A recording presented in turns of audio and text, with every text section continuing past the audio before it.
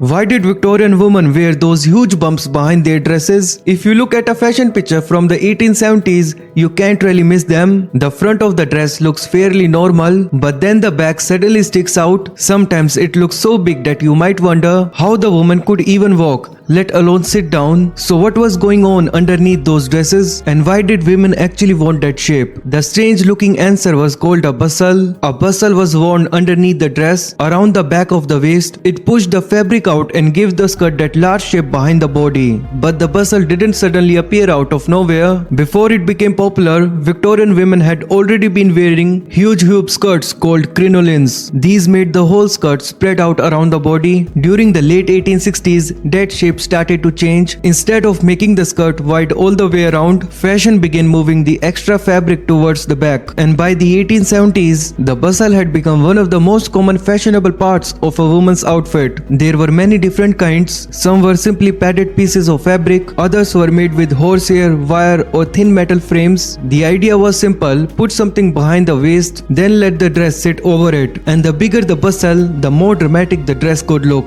But why did women need such a huge space behind them? Because Victorian dresses were full of decoration. There could be layers of fabric, ribbons, lace, pleats, bows and the long trains all gathered at the back of the skirt. The bustle gave dressmakers somewhere to put all that material. And then in the 1880s, things became even more extreme. The bustle came back with a much harder, sharper shape. Some frames were made with steel and they could push the back of the dress almost straight out behind the wearer, which created a rather practical problem. How do you sit down with a giant frame behind you? Some bustles could bend or move out of the way, and one design from the 1880s, known as the New Phantom, had a clever metal frame that could move when the woman sat down and return to shape when she stood up. So this wasn't just a strange piece of fashion, it was actually quite clever clothing. But fashion has a short memory. By the end of the 1880s, the huge bustle was already disappearing. The back of the skirt became smaller and smoother, and by the 1890s, women were wearing a much simpler shape. The same woman who had once needed a huge bump behind their dresses could suddenly look old-fashioned if they kept wearing one. And that's probably the strangest thing about the bustle. For a few decades, this unusual shape was completely normal. Women didn't look at a huge dress and think it was ridiculous. They looked at it and thought it was beautiful. Today, we look at Victorian fashion and wonder how anyone could have wanted to walk around with so much fabric behind them. But that's exactly what fashion does. It can take something completely unusual and make an entire generation believe it's look beautiful.